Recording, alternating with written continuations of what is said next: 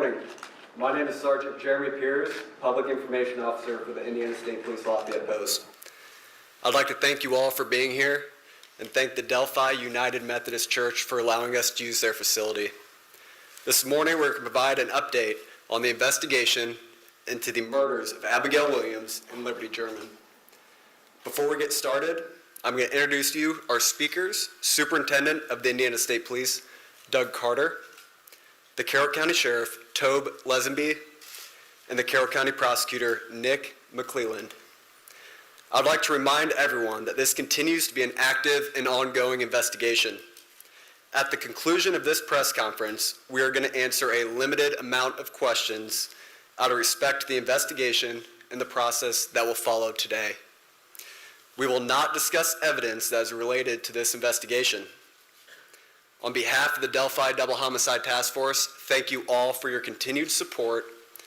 I would now like to introduce to you our first speaker, Superintendent of the Indiana State Police, Doug Carter.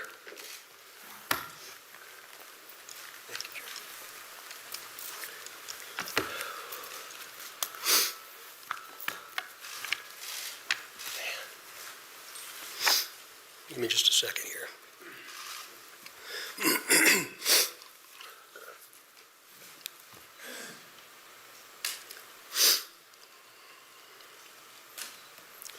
Seldom do I have prepared remarks, but today is different because I do not want there to be any confusion or ambiguity with what I will say.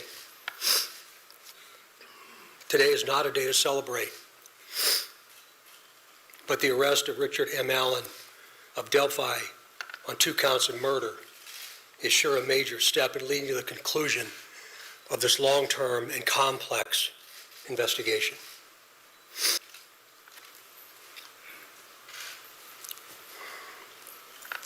First, I'd like to speak directly to Anna, Mike, Becky, Kelsey, your extended families, along with the entire Delphi community that certainly has grown and now includes our nation and even many countries around the world. I am proud to report to you that today, actually last Friday, was the day, and an arrest has been made. Thanks to literally hundreds of media outlets that have been steadfast in reporting and keeping the memories of Abby and Libby front and center. Many of you in the room have developed relationships with me personally, and you know I always have a personal perspective, and today's no different. But from a very personal perspective, you all have provided inspiration and support, even while oftentimes frustrated with us and me. You continue to encourage the efforts, and you too believe that one day we would all be here participating and sharing this news. To the entire law enforcement community, which includes all local, state, and federal agencies, which are far too many to specifically mention today, thank you, thank you, thank you. We are going to continue a very methodical and committed approach to ensure that if any other person had any involvement in these murders in any way, that person or persons will be held accountable.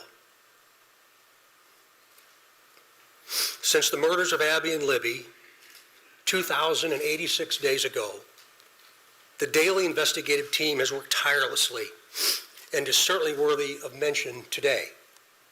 Specifically, Sheriff Leazenby, the Sheriff of Carroll County, Detectives Tony Liggett, Detective retired Kevin Hammond, former Delphi Chief and now the prosecutor's investigator Steve Mullins, State Police First Sergeant Jerry Holman, Detectives Jay Harper, Dave Vito, and Brian Harshman, along with members of the United States Marshal Service, specifically Agent Jeremy Clinton and Agent Bill Colfers. With them today is Dan McLean, the U.S. Marshal, appointed U.S. Marshal.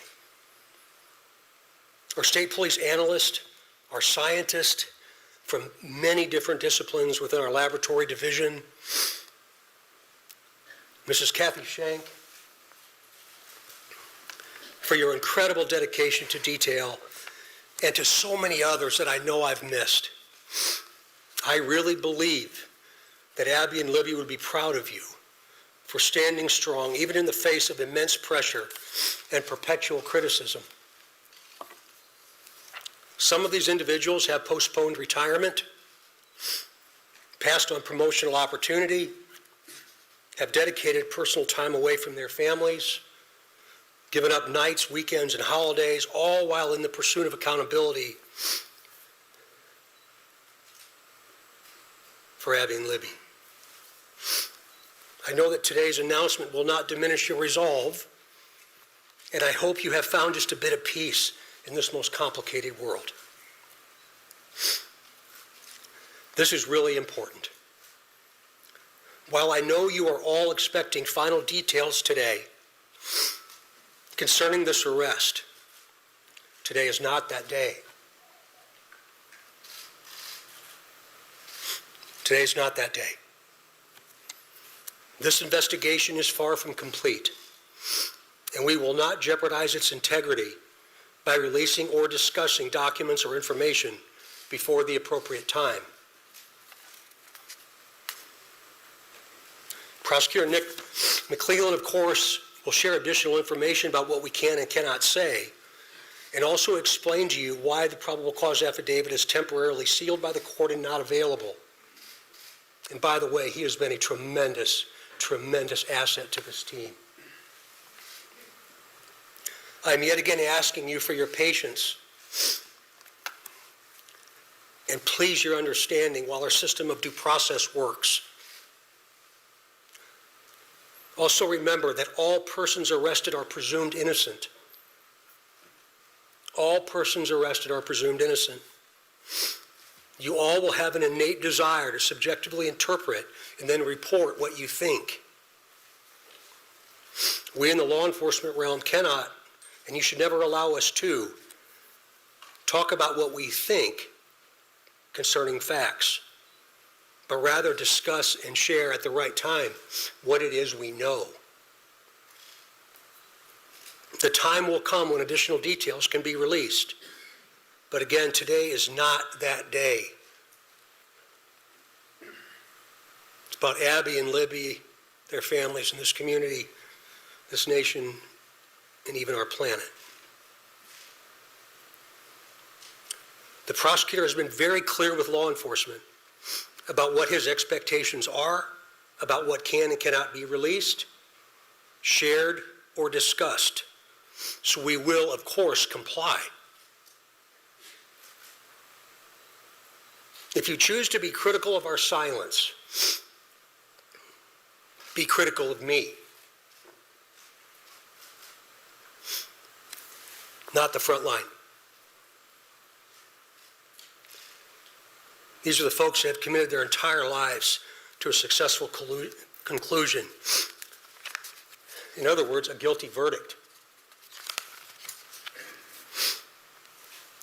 As we move to the next phase of this investigation, I will continue to offer all resources that the ISP has to not only the investigative team that I anticipate growing, but also to Prosecutor McLeland as we prepare for the coming months. Again, Nick has been very resolute and very clear, and I'm most grateful for his leadership. And it's going to be really important as we move forward. Please continue offering tips that you would like to share. The many avenues to report will remain open and will be available to all. Please continue doing that. In closing, I stand before you in this church and very place where we held our first briefing nearly 6 years ago, and just hours after the murders of Abby and Libby. Right here.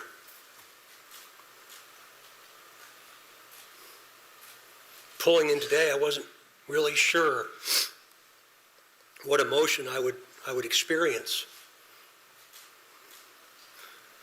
but peace came over me. And I didn't expect that to happen. And I hope all of you,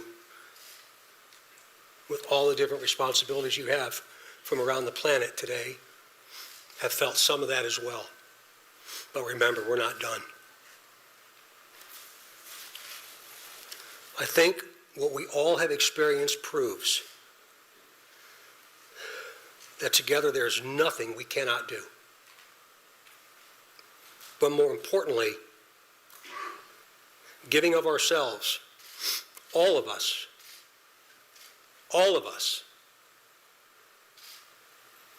giving of ourselves matters more than what we could ever receive.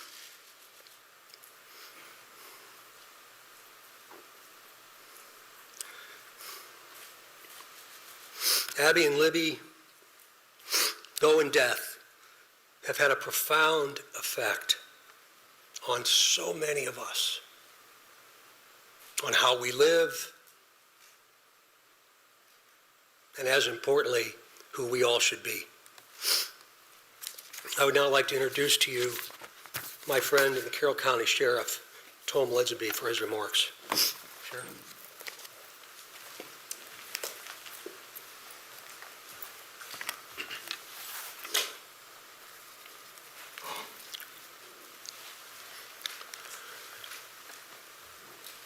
I believe in a God of justice and righteousness. Today, I believe that same God has provided us with justice for Abby and Libby. As Sheriff of Carroll County, Indiana, I want to publicly and sincerely thank each individual who played a role in helping us during this 5.5-year investigation. Whether it was in an investigative capacity, providing tips, cards or letters of suggestions or encouragement, phone calls, and thousands of other countless ways of communicating.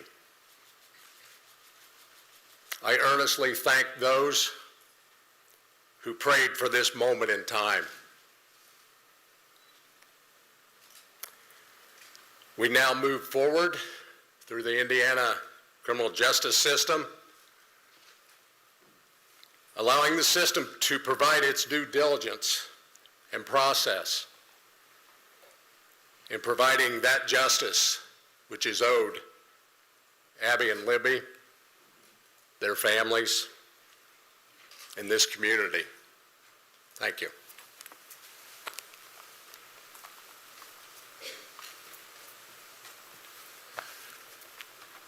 Welcome, everybody. My name is Nicholas McLeland. I'm the Carroll County Prosecutor, and before we get started, I want to reiterate some of the things that Sheriff Leazenby and Superintendent Carter stated. I first want to thank both of them. They've been a great support to my office throughout this investigation. They've always been there for a phone call and always been willing to help a hand or a line of assistance to me and my office during this investigation. I want to thank the team behind me. This is the Homicide Task Force team that we've put together. Thank them and thank their families for being so understanding for the many nights they've worked away from their families, away from their children. There are many dates in a lifetime that you're going to remember. The date your children are born, the date you're married, the date you buy a first house, the date Abby and Libby went missing. One of those dates was last Friday, October 28, 2022. At that time, we had gathered evidence to formulate a PC that we submitted to the court, and the judge did find probable cause for an arrest of Richard Allen.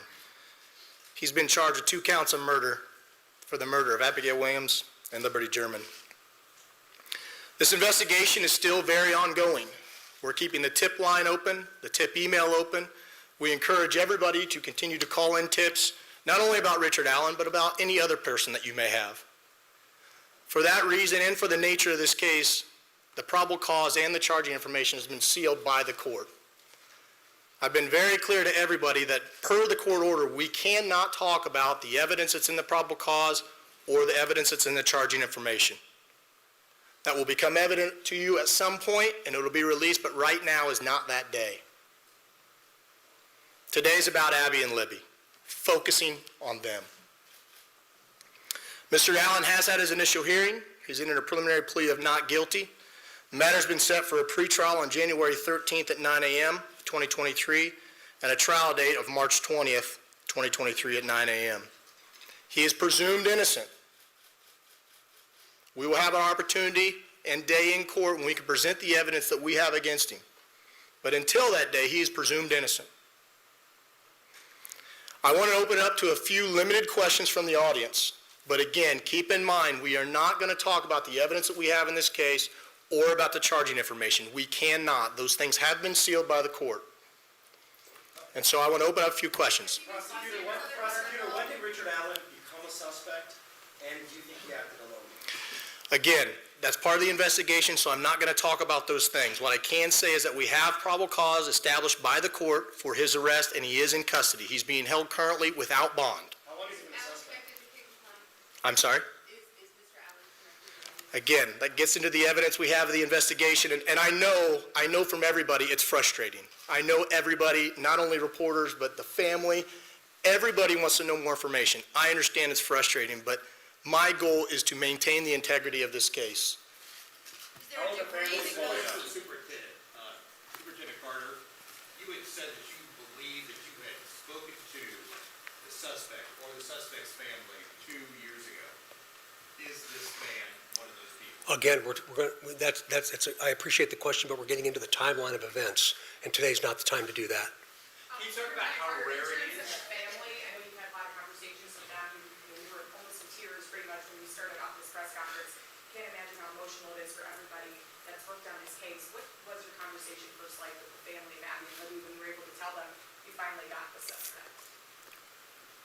It was a very personal moment for me, and I think it was a very personal moment for them, for all of us that have had interaction with the family.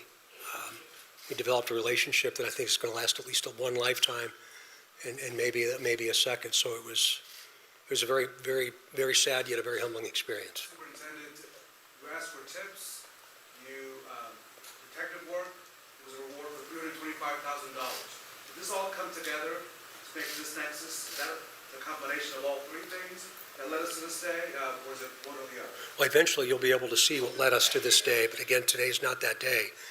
To include the reward, you mentioned that, Raphael, about the reward itself, and again, very premature for us to talk about that. There's still a tremendous amount of work to do. Is there you say that Abby and Libby have taught you in depth that we can remain to continue on with and on?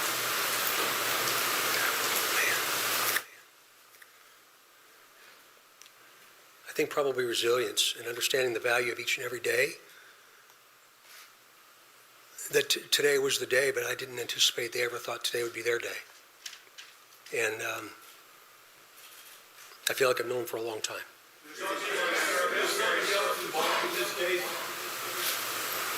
Excuse me?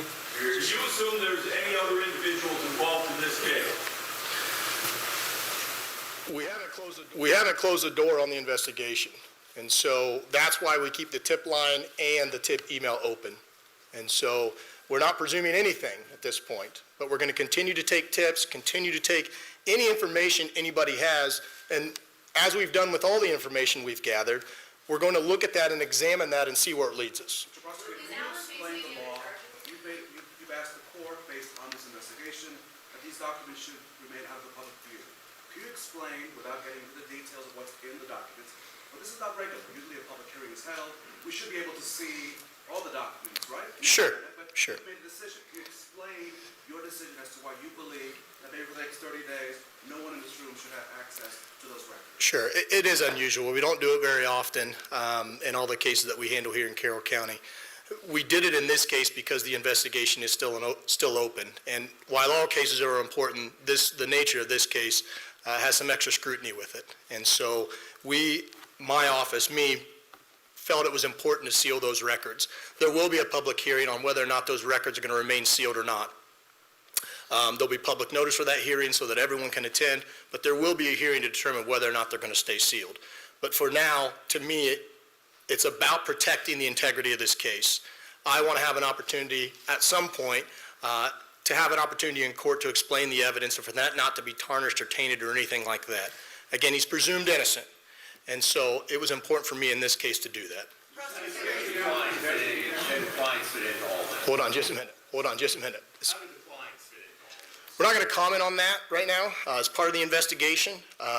Again, we just encourage everybody to continue to call in tips if they have them about anybody, and we'll examine those tips. How does it feel for you guys to have searched nationwide for nearly 6 years, going all over the place, only to find your guy, down the street from your office?